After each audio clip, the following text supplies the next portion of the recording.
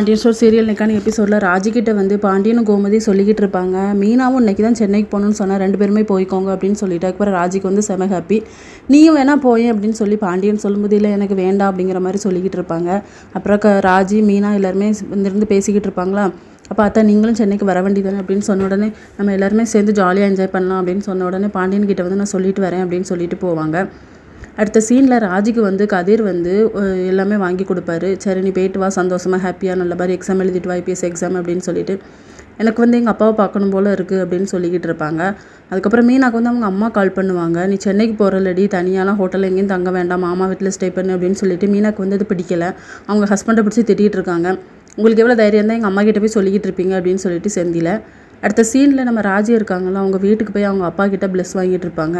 அவங்க அப்பாவும் நல்ல மாதிரி ஐபிஎஸ் எக்ஸாம் எழுதிட்டு வாமா அப்படின்னு சொல்லிட்டு வாழ்த்து தெரிவிச்சிட்ருப்பாரு. இது எல்லாமே குமாரோட அப்பாவுக்கு வந்து பிடிக்காது. இதோட இன்னைக்கான எபிசோட் முடியுது.